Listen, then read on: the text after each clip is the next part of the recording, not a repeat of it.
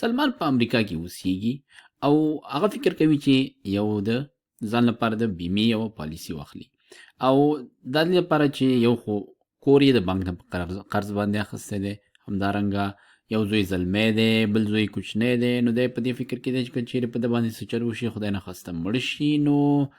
بیا به د ده د بیمې له پیسو څخه لږ تر لږه زامن یې دومره وکولی شي چې خپل پورونه پې ورکړي، همدارنګه خپل تعلیمونه پې وکړي او نور د ژوند ضرورتونه ورباندې پوره کړي. نو هغه د بیمې یو شرکت ته ورځي او ځان لپاره د ژوند بیمه اخلي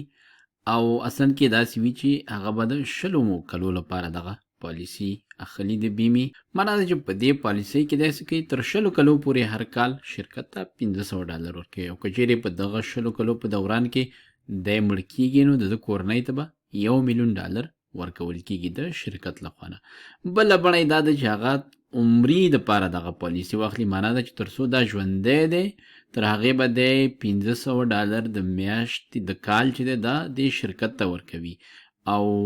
هر کله چې دی مړ کېږي نو د ده کورنۍ ته به $1,000,000 د شرکت لخوا ورکول کېږي. خو د 100 کالو کوم پالیسي چې وي هغې کې داسې کېږي چې په 21م کال به بیا دی بیرته بیا له سره څه کوي نوې د بیمې پالیسي به اخلي. نو بیا په هغه وخت کې د دې به عمر ډېر شوی او د دې احتمال به هم ډېرې چې د مرګ وخت رانږدې شوی، بیا په هغه وخت کې د بیمې اخیستل لږ څه ورته ګران تمامېږي. خو خیر د اوس لپاره هغه همدا غواړي چې یوازې د راتلونکو 100 کلو غم وخوري او دې 100 کلو لپاره یوه بیمه واخلي. اوس سلمان غواړي په دې پوه شي چې نظر دغه ارقامو ته چې دته ورکړل شوي دي د شرکت له نظره د په راتلونکو 100 کلونو کې د سلمان د مړینې احتمال څومره دی. نو سلمان غواړي په دې پوه شي چې شرکت له نظره دا احتمال چې راتلونکو 100 کلونو کې د سلمان مړینه، نو د شرکت له پلوه د شرکت له نظره راتلونکو 100 کلونو کې د سلمان مړینې احتمال به څومره وي تر څو هغوی شرکت والا پوه شي چې د بیمې څخه هغوی څومره پیسو ګټلو احتمال شته دی. نو د دې ګټې د حساب یوه طریقه دا ده چې هغوی به دغه ټول 100 کلو کې چې د سلمان څخه څومره پیسې د پریمیم په شکل اخلي په دې به یې ویشي چې هغوی دوی سلمان ته بیرته د بیمې په شکل څومره پیسې ورکوي. نو معنا دا چې 500 ضرب د 100 کلونو دا به مساوي دې نه جوړیږي 10,000 دا تقسیم پر 100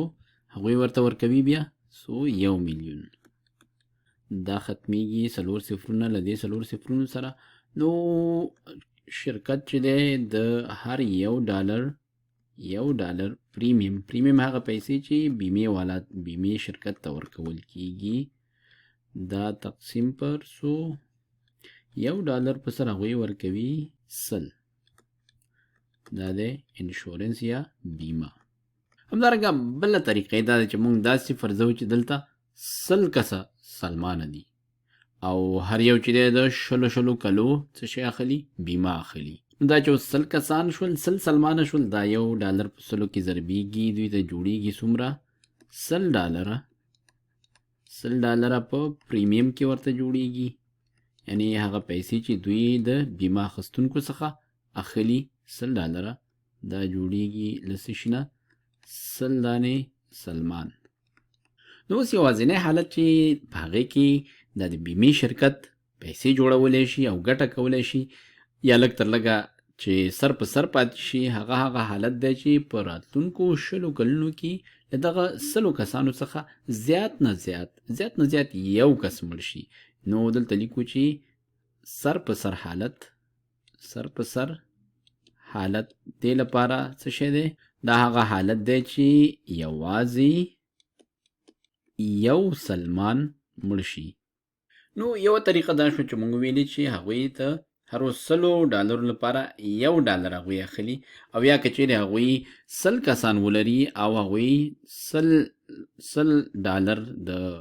پریمیم په شکل باندې واخلي نو یوازینی حالت چې هغوی پکې سر په سر پاتې کېدی شي هغه دا دی چې په راتلونکو 100 کلونو کې یوازې یو سلمان مړ شي. نو د دې معنا دا شو چې یوازینی حالت چې هغوی پکې لږ تر لږه سر په سر پاتې کېدلی شي او یا ګټه کوي نو هغه دا دی چې د دې احتمال چې راتلونکو 100 کلونو کې به سلمان مړ کېږي دا باید کوچنی او یا مساوي له 1/100 سره وي. نو په یاد ولرئ چې دا یو د بیمې شرکت دی او دوی غواړي چې ډېرې پیسې جوړې کړي. نو هغوی ځکه دا قیمتونه یا دا نرخونه ورته ورکوي ځکه کیدای شي هغوی دا فکر کوي چې د دې احتمال چې راتلونکو 100 کلونو کې به سلمان مړ کېږي له دې څخه ښکته ده، کیدای شي 1/200 وي، کیدای شي 1/300 یا 1/400 وي. نو ځکه هغوی داسې نرخونه وړاندې کوي تر څو ډېر خلک ډېر سلمانونه را یوځای شي او له دوی څخه دغه